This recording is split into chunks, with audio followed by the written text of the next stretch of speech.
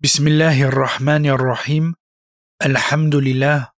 Wassalatu wassalam ala rasulillah. Bienvenue dans le 12e épisode de la série de podcasts consacrée aux histoires des prophètes et dans le premier épisode dédié à l'histoire de Houd. Dans la fin de l'histoire de Nuh alayhi salam, on a vu que 3 de ses fils sont montés dans l'arche avec lui. Sam, Ham et Yafith. C'est à travers eux que la terre va être repeuplée après le déluge. Toute l'humanité après le déluge descend donc des enfants de Nuh alayhi salam. On avait également mentionné un hadith selon lequel Sam serait l'ancêtre des Arabes. Comme on l'a dit, ce hadith n'est pas authentique, mais plusieurs historiens ont tout de même repris cette information. Ainsi, selon certains récits, un descendant de Sem aurait migré vers le sud de la péninsule arabique. Et c'est dans cette région que va apparaître le peuple de Had.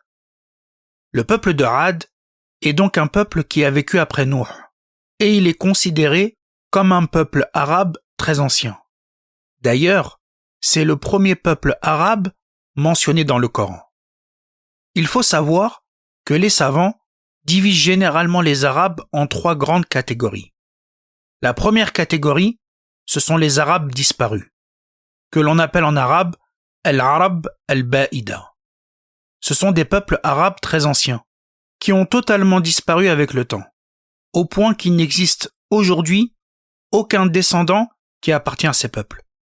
Parmi ces Arabes disparus, on trouve notamment les Ad et les Thamoud, 2 peuples qu'Allah a complètement détruit, comme nous le verrons plus tard.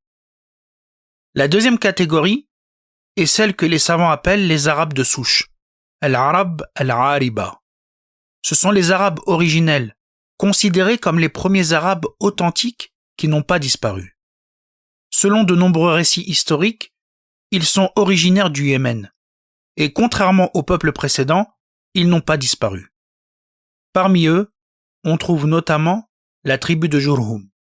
C'est cette tribu qui s'est installée à la Mecque auprès de Hajar, la mère d'Ismaïl alayhi salam, et pendant de longs siècles, ils seront responsables de la Kaaba et ils joueront un rôle important dans l'histoire de la région.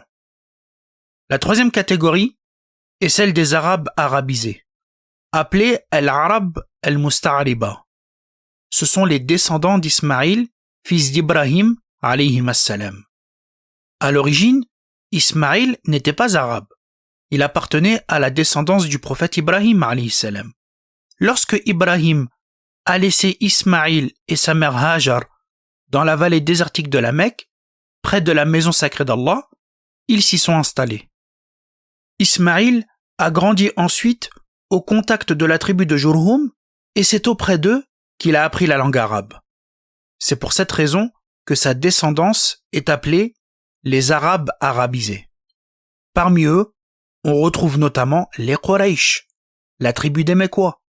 Et donc également on retrouve le prophète Mohammed sallallahu alayhi wa sallam, qui appartient lui aussi à cette catégorie.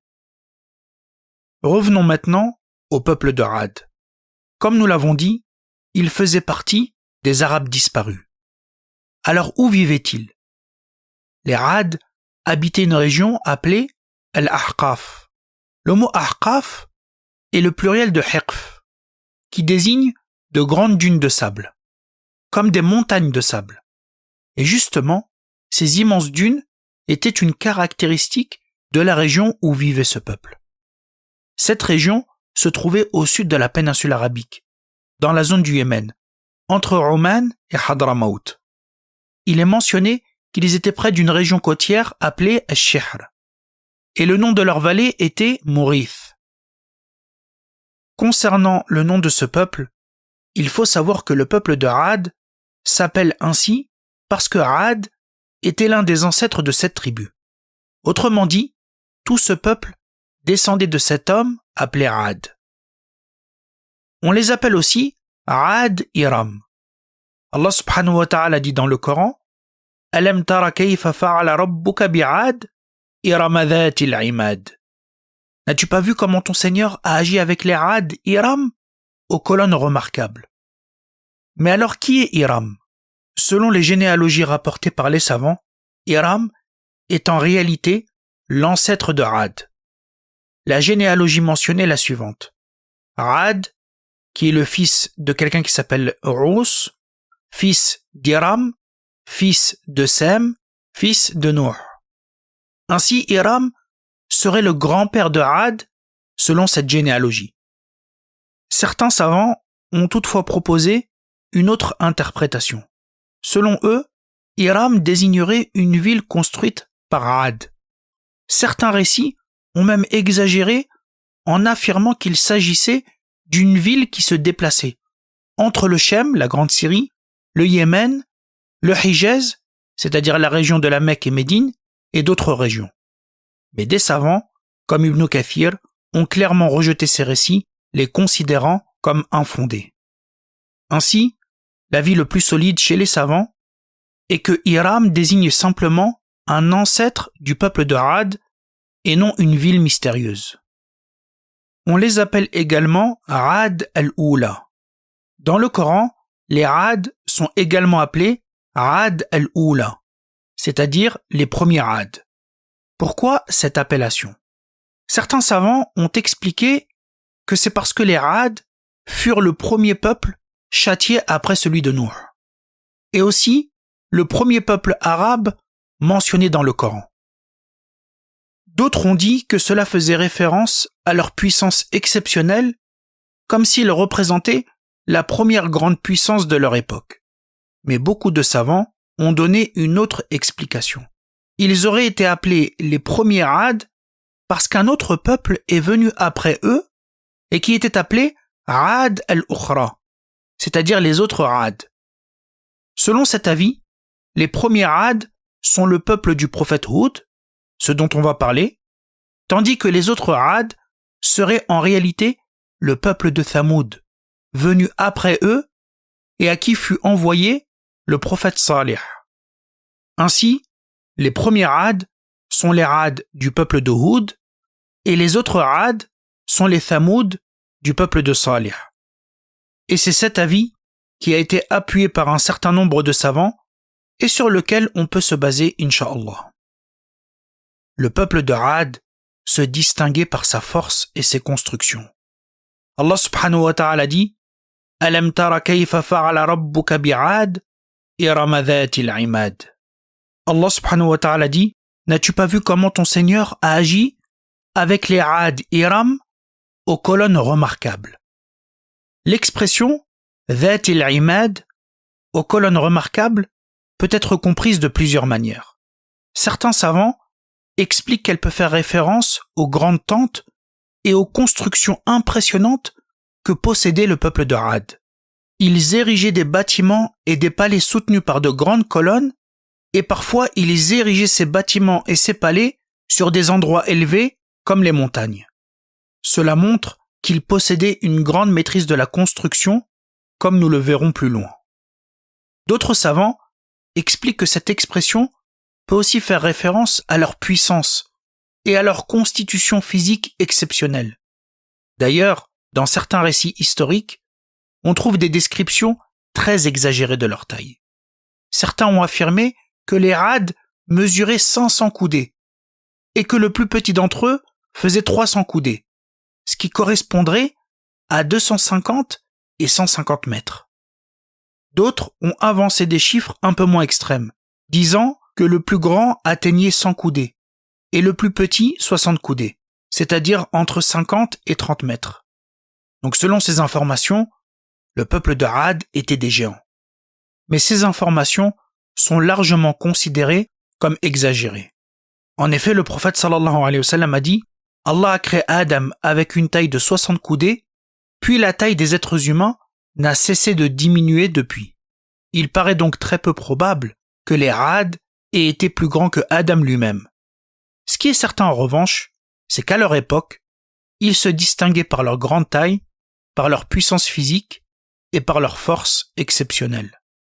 Allah subhanahu wa ta'ala dit également « Allati lam yukhlaq mithluha fil bilad » une tribu dont aucune semblable n'a été créée dans ces contrées. Cela signifie qu'à leur époque et dans leur région, aucun peuple n'égalait les Ad en termes de force, de puissance et de constitution physique. Les Ad étaient d'ailleurs très fiers de leur force. Le Coran rapporte qu'ils disaient « Man ashaddu minna quwwa » qui est plus fort que nous. Mais au lieu d'utiliser cette puissance dans le bien, ils en ont abusé. Ils multipliaient les constructions par ostentation et par frivolité, et ils profitaient de leur supériorité pour commettre des injustices. Pour résumer, les Ad étaient une ancienne tribu arabe appartenant à la catégorie des Arabes disparus.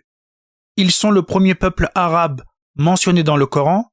Les Ad vivaient au sud de la péninsule arabique et ils étaient connus pour leur force exceptionnelle ainsi que pour leur construction impressionnante, mais cela les avait rendus arrogants et injustes. Ibn Kathir mentionne que les Ad sont aussi le premier peuple à avoir recommencé à adorer des idoles après le déluge de Nuh. On rapporte également que les Ad possédaient 3 idoles principales, Sada, Samoud et Hara ou Haba. Ce sont ces 3 idoles qu'ils adoraient. Ils leur consacraient différentes formes d'adoration, comme les vœux, les sacrifices, les appels au secours, les invocations ou encore la recherche d'intercession.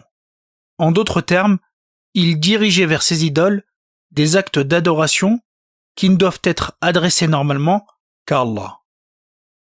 Une question se pose alors. Y a-t-il eu des prophètes entre Nuh et Hud?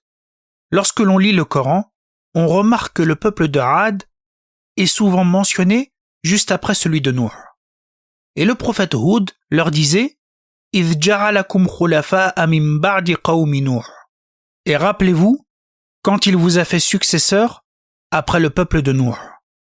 C'est pourquoi l'opinion la plus répandue chez les savants est qu'il n'y a pas eu de prophète entre Nuh et Hud. Certains ont toutefois mentionné qu'il pourrait y en avoir eu, mais Allah subhanahu wa ta'ala est plus savant. De même, il n'existe pas de texte authentique qui indique précisément la durée entre l'époque de Nuh et celle de Hud. Quoi qu'il en soit, une chose est certaine. Le peuple de Ad connaissait l'histoire du peuple de Nuh et le châtiment qui les avait frappés. C'est pour cela que le prophète Hud leur rappela le bienfait d'Allah qui les avait établis sur terre après la disparition du peuple de Nuh.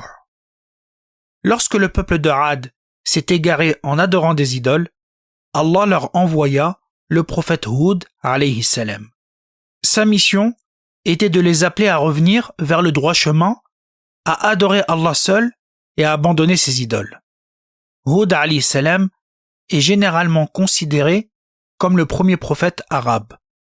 Les savants mentionnent souvent 4 prophètes arabes: Hud, Salih, Shu'aib et Mohammed sallallahu alayhi wa sallam.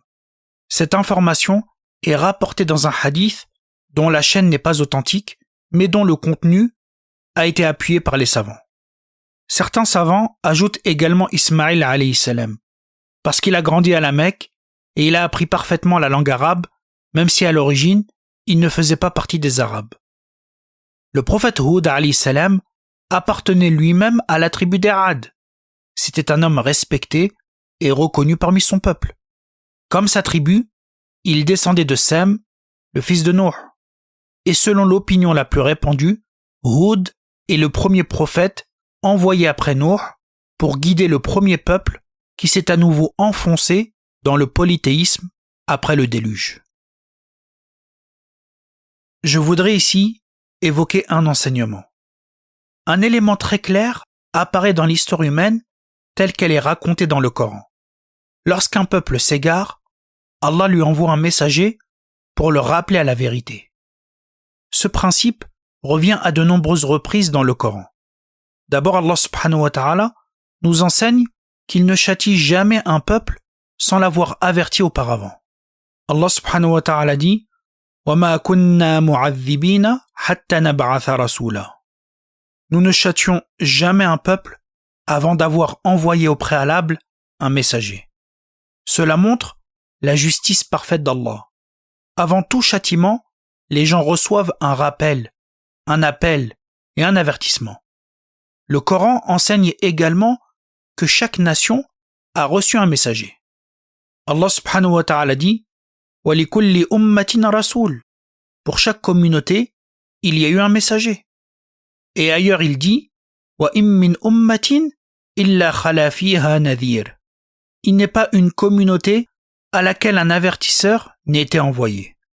Tout au long de l'histoire, Allah subhanahu wa ta'ala a envoyé des prophètes pour guider l'humanité. Et c'est exactement ce qui s'est passé avec le peuple de Ad. Après le déluge de Nuh, l'humanité s'est multipliée. Mais avec le temps, le peuple de Ad est tombé dans l'idolâtrie et l'orgueil. Ils adoraient des idoles et se vantaient de leur puissance. Alors Allah subhanahu wa ta'ala leur envoya le prophète Hud alayhi salam. Ainsi, Allah subhanahu wa ta'ala n'abandonne jamais les peuples dans l'égarement. Il leur envoie toujours un guide pour les rappeler à la vérité. Mais lorsque les peuples refusent obstinément ce rappel, ils finissent par s'exposer aux conséquences de leur injustice. Si cet épisode vous a été bénéfique, prenez quelques secondes pour soutenir le podcast.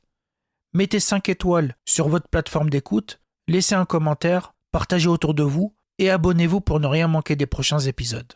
Barakallahu fikum et on se retrouve très bientôt, bi'idhnillah.